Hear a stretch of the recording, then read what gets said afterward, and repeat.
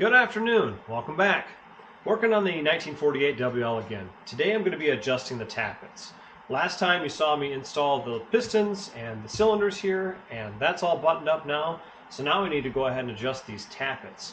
I'll be using the How to Restore Your Harley Davidson manual. This is the Bruce Palmer edition, number 2, 1? I can't remember honestly. But in the back of the book, in the appendix under 1937 to 73 45 flathead engines, there's a guide here for tappets, and on the intake side it looks like it's going to be 4 to 5 thousandths. On the exhaust side it is going to be 6 to 7 thousandths. In the front of the book it tells you to spin the motor over by hand, get the front cylinder done first, get the tappets to the lowest possible position. So I've got these already down to the bottom before they start coming up, so they're absolutely at the bottom, and I'm going to go ahead and adjust my tappets up to my mark. I'm going to start at the 4 thousandths mark and see where that gets me.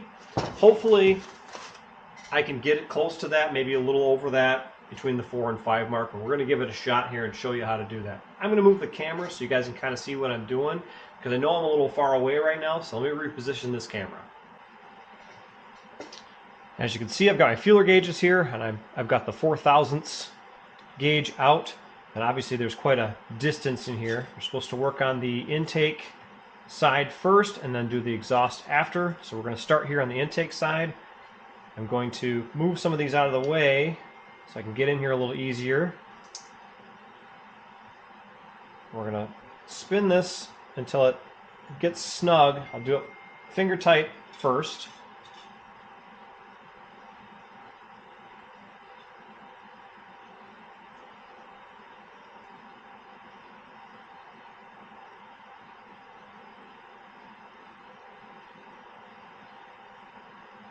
As you can see, it slides through there nicely. Now what I need to do is I need to get this lock nut off of the tappet here, and that's where it gets a little tricky because my wrenches are a little wider than they need to be. I've got just enough working area to get in here, hopefully.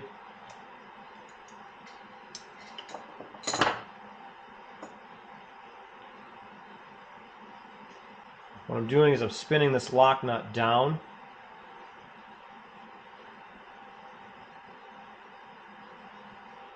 Jam nut, I guess they're called. I'm probably saying this all wrong. Forgive me for getting the terms wrong. I know I'm not the best at that.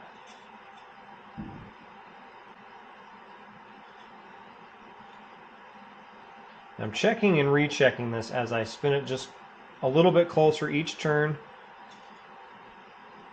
I'm doing one face turn each time just to see how close I am. And I might have to do a half a turn back here.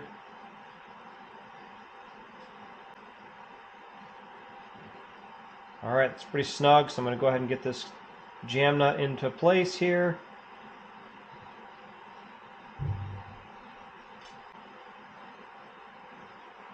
Now what I'm going to do is try to keep this in its position that it's in right now and lock that jam nut in place. I'll recheck my fitment here to make sure it stayed. It did not. So I have to back that off just a little bit.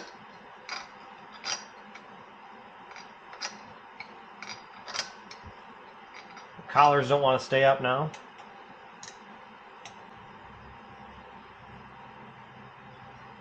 Still a little too tight, so we'll back this up just a little bit further. It's a little looser than I want it to be. I'm probably being a little more precise than I need to be.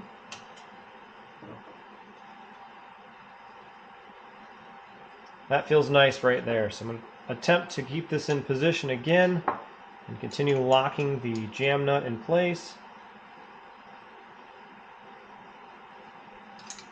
We'll check the fitment again. And unfortunately that has turned again.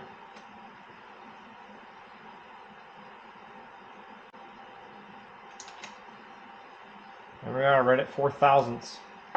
So now that we've got this one adjusted, the lock nuts in place, or jam nuts in place, feel like everything is secured. We're just going to check it one more time, see if we can get this tightened just a little bit more. It's pretty snug.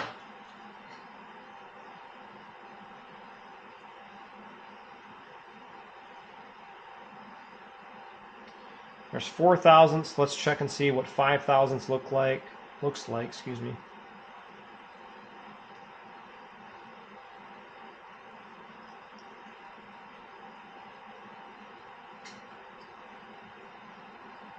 And 5 thousandths does not fit, so it is right at 4 thousandths, maybe a little larger than that. That does slide in there nicely. 5 thousandths does not. All right, let's move over to the exhaust side. So the exhaust side is between 6 thousandths and 7 thousandths. So we'll go ahead and cue up those two sizes. Now we'll repeat the process. We'll go ahead and get our tappet lifted into position here. We'll use our 6 thousandths gauge. I've got that right at 6 thousandths. Let's see if 7 thousandths fits. It does not. This is right where I'd like to keep it. So now we're going to go ahead and hold the tappet in place, start working the jam nut into the locked position. This is where a thinner set of wrenches works a lot better. I know they make a specific style wrench for this. I unfortunately do not have them. I'm using my Milwaukee wrenches, which I use on everything. I do love them, but there are certain jobs that would work better if I had something a little bit thinner.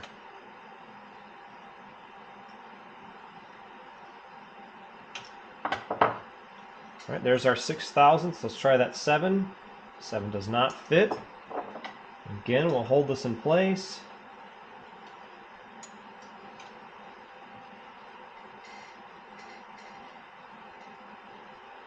Lock that jam nut there. We'll try it again. Fits great. So we are right at 6 thousandths on the exhaust side. So now with the front done, we'll go ahead and put our push rod covers down. I'll have to use a little oil on those. They're a little sticky right now. We'll go ahead and rotate the engine over so those two valves hit the very bottom. The manual says to spin this in the direction the engine will move, and that's what I am doing. I'll make a full revolution here just to watch the valves go up and down so I can get them both at the bottom position. Which they are both at the bottom position, and we'll start again on the intake side.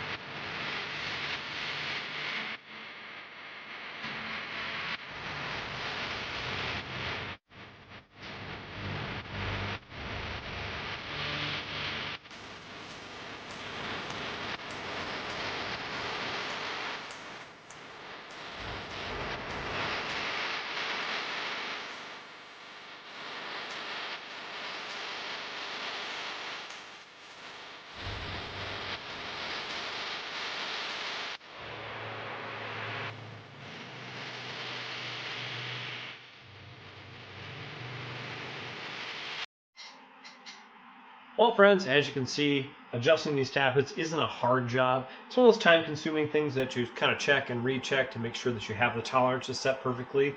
And I believe that I do. I set them where I felt comfortable setting them. I'm thinking that they're properly done. If you guys have any insight onto this and you think that there's a better way, obviously drop it in the comments below and let me know. I'm just kind of following the manual, and this is my first time doing one of these, so I'm just learning as I go. I suspect it's done well, but maybe there's an error that I've made somewhere along the lines. Anyway, the next step is going to be anneal the head gaskets, get those things set, so I put the heads on this thing, and then I still have to buy the rest of my timer parts, because obviously this thing isn't going to run without all of this. So stay tuned for that.